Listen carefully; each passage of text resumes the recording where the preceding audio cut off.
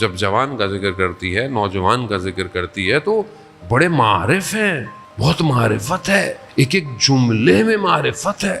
تو کیا میں اپنی زندگی میں میرا رول ماڈل جوان ہے؟ آپ تو بولیں گے ہاں جی مولانا صاحب ہم جوان کو فالو کرتے ہیں، مثلا کوئی فٹ بالر ہے وہ بھی تو جوان ہی ہے، کوئی کرکٹر ہے وہ بھی جوان ہے، کوئی مثلا کسی کو کوئی اور گیم پسند ہے، کسی کو کوئی اور چیز پسند ہے، وہ بھی اچھی بات ہے۔ لیکن میں نہیں بولتا کہ آپ سپورٹس کھیلیں، امپورٹنٹ ہے، اپنے آپ کو ایکٹیو رکھیں، بیماریوں سے دور رہیں گے، سٹریس سے دور رہیں گے، ٹینشنوں سے دور رہیں گے، لیکن یہ رول ماڈل آپ کو آپ کے اصل مقصد تک لے کے نہیں جائے گا۔ آپ کو ایسے جوان کی ضرورت ہے کہ جو آپ کو آپ کے اصل ہدف تک لے کے جائے، اور وہ سوائے کربلا کے جوان کے کوئی اور جوان نہیں ہے۔ وہ جوان کہ جو اپنی جوانی میں نقاب لگاتا ہو، حسن اتنا ہو، جس کا کردار، جس کی گفتار، جس کا سب کچھ شبیہ پیغمبر ہو۔ امام حسین علیہ السلام فرماتے تھے کہ جب ہم چاہتے تھے اپنے نانا کی آواز سننا، ہم علی اکبر کو سنتے تھے۔ ہم چاہتے تھے جب اپنے نانا کے چہرے کو دیکھنا تو ہم علی اکبر کے چہرے کو دیکھتے تھے۔ امام حسین نے تہجد کی نمازوں میں علی اکبر کو مانگا ہے۔ جوان ایسے تھوڑی ملتا ہے، ایسے کیسے کوئی پیدا ہو جائے کہ جو 1400 سال گزرنے کے بعد بھی جوان ہے، ابھی تک جوان ہے نا؟ اللہ اکبر! کیسے یہ رول ماڈل ہماری زندگی میں ہے؟ ایسا رول ماڈل ہے ہماری زندگی میں؟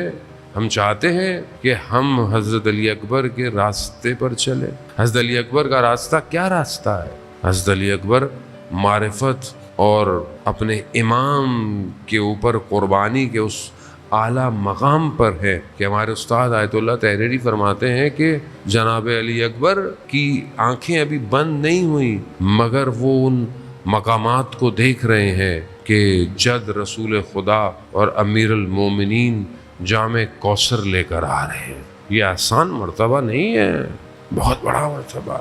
کردار، اخلاق، اہل خانہ میں جب بھی پورے راستے میں کوئی بات پہنچانی ہوتی تھی، امام حسین حضرت علی اکبر کا انتخاب کرتے تھے۔ علی اکبر جاؤ، یہ جوان ہے۔ عزیزان محترم، ہماری جانیں قربان اس جوان پر۔ ایک شخص عالم دین کہتے ہیں کربلا کا رہنے والا تھا، اور میں نے دیکھا کہ وہ حرم امام حسین علیہ السلام کے پاس جاتا تھا اور دعا کرتا تھا کہ خدا مجھے بیٹا دے، اور پھر وہ جوان ہو، اور جب وہ جوان ہو اور پھر وہ مر جائے۔ میں بڑا تعجب کرتا تھا، یہ کیسی دعا کرتا ہے؟ آواز آئی، بازار میں دکان تھی اس کی، کہا بیٹا پیدا ہو گیا۔ ٹائم گزر گیا، بڑھتا گیا۔ ایک دن کافی عرصے کے بعد مجھے خبر ملی کہ اس شخص کا جوان بیٹا مر گیا۔ میں دوڑتا ہوا گیا کہ میں جا کے دیکھوں یہ دعا کیوں مانگتا تھا۔ تو میں نے کیا دیکھا، وہ اپنے جوان بیٹے کے لاشے پر گرا پڑا ہے۔ میں نے پوچھا یہ تم تو خود مانگتے تھے کہ تمہارا بیٹا جوان ہو، تم کیوں مانگتے تھے؟ کہا میں دیکھنا چاہتا تھا کہ جوان بیٹے کے لاشے سے کیسے اٹھا جاتا ہے۔ اٹھا نہیں جا رہا۔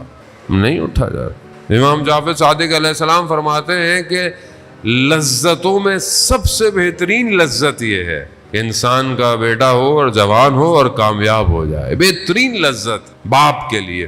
خدا آپ کے جوان بیٹوں کی حفاظت کرے۔ لیکن کربلا کہتی یہی ہے، جوان دو تو مزہ آئے۔ جوان دو نا، جوان کو بھیجو تو پتہ چلے پھر امام حسین کے ساتھ کس طرح تم۔ آسان نہیں ہے، یہ آسان ہے، بہت مشکل۔ امام فرماتے ہیں بہترین لذت بیٹا جوان ہو، کامیاب۔ اور کہا سخت ترین شدید ترین صدمہ یہ ہے کہ جوان اپنی